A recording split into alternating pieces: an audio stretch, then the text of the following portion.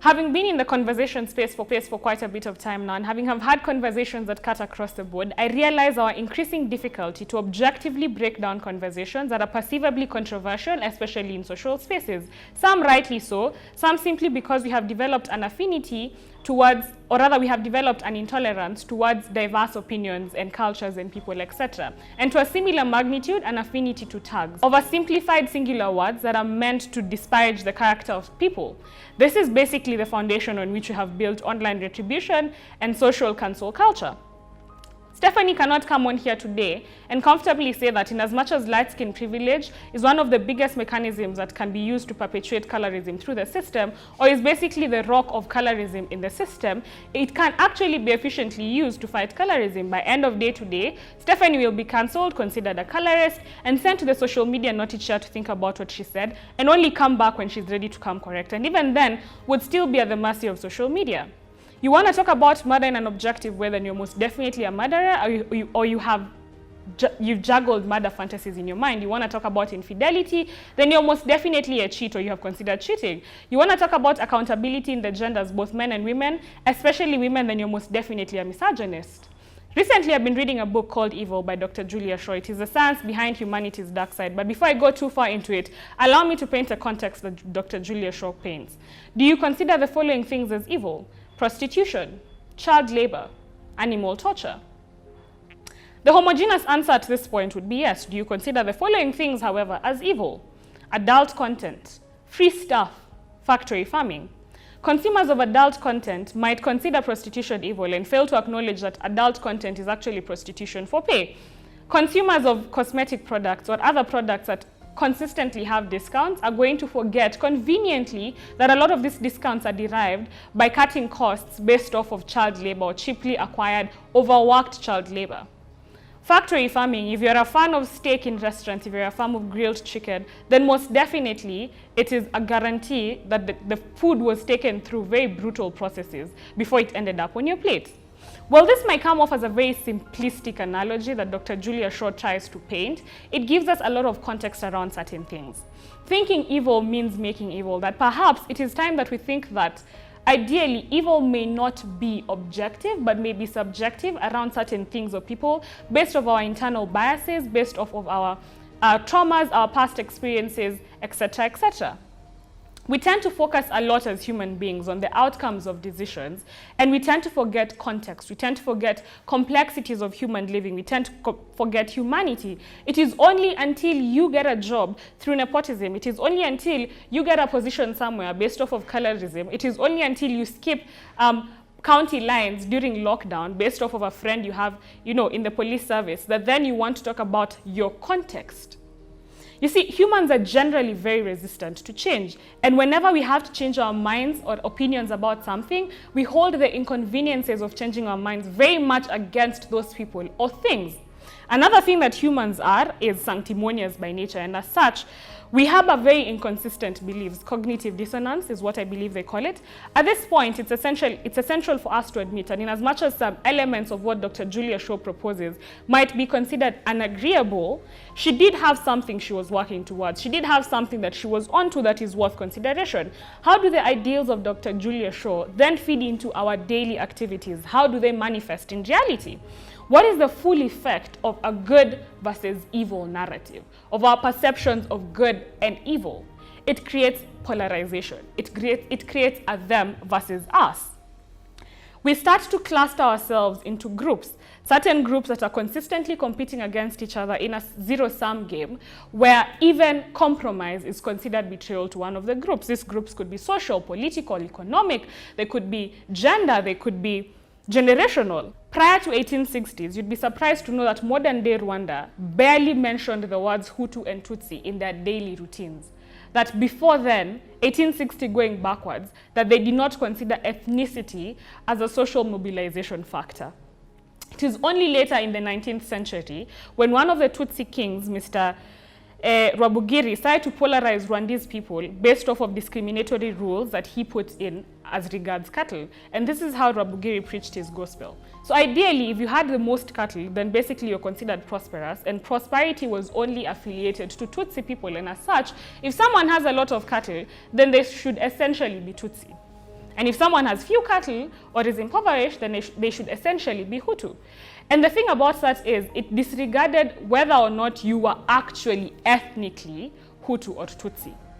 That was one of the first discriminatory rules that was put in place in the Rwandese territory.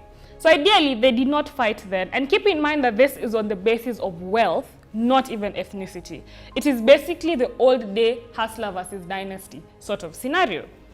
Much later, when the Belgian colonizers came into the picture, they found the existing cracks of the Hutu and Tutsi, people who are now polarized based off of their ethnicities, some that were not even genuine ethnicities.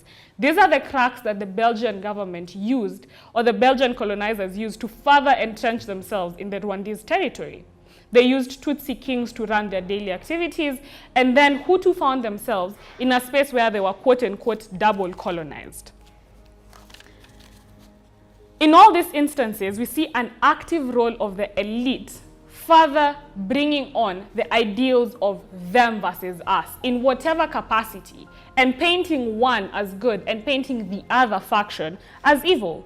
Eventually, the fruit of that in Rwanda was 1.1 million people lost their lives, 800,000 of them being Tutsis, in one of the worst massacres in modern day history.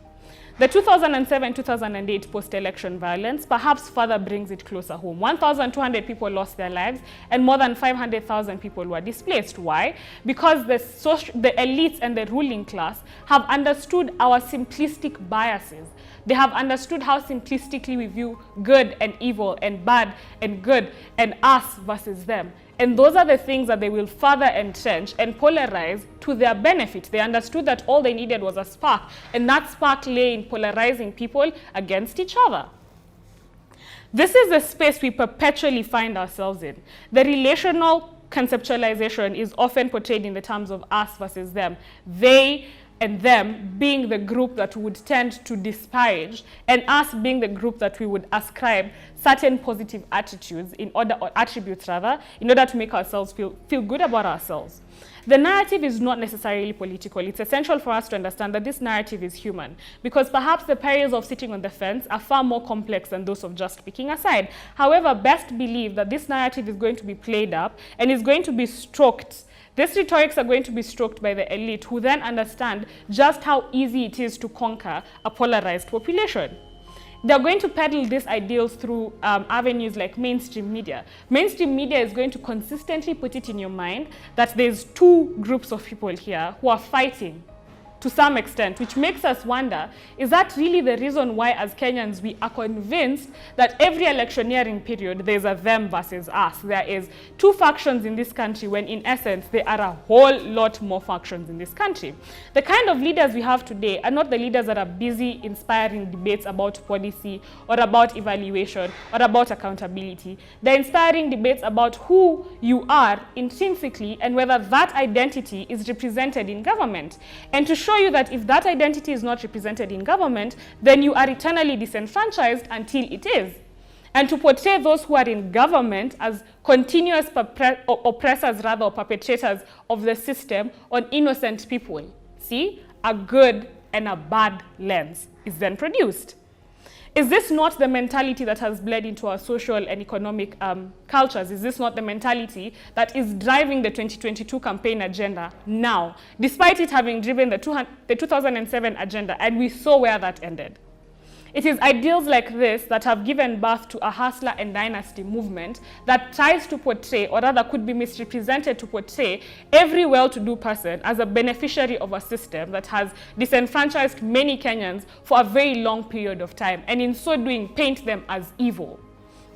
Our chickens have now come home to roost, and the elitist mentality has now begun to seep into our families, has begun to seep into the smallest of social settings. The long and short of this, there is something that you're doing that is considered inherently evil by someone else. Whether you're part of the LGBTQ community or you support its rights, whether you're an atheist, whether you're a capitalist, whether you have a kid out of wedlock, Some of the things that you're doing could be considered abhorrent by someone else. And so the ideal here is, without a particular standard of good and evil, without a particular standard of good, nice, acceptable, evil, abhorrent, unacceptable, then ideally the question becomes one. It is either we are all evil or none of us is evil. We could spar till the fat lady sings and we would never really get to an understanding or an agreement on such a heavy conversation. The long and short of this, you could have a kid out of wedlock, you could be part of the LGBTQ community, you could be an atheist, you could be a capitalist, whatever you are, there is someone who considers it inherently abhorrent and should not believe, or rather does not believe, that you reserve the right to exist. With that in mind, I'm going to bring it to your attention that without particular standards of good, acceptable, nice, or evil, abhorrent, unacceptable, then ideally it boils down to one thing. It is either all of us are evil or none of us is evil. We could spar until the end of time about the answer to this question, but nothing would befit such a heavy question that goes right down to our humanity. Quite simply because the complexities of human living and the rascalities therein could not be reduced to a debate, because that would be like cutting away at the heads of a hydra. For everyone too shall grow in its place. The ideal here is that, quite simply, the threat to our shared humanity is the hostility towards different cultures, ideals, people, etc., etc.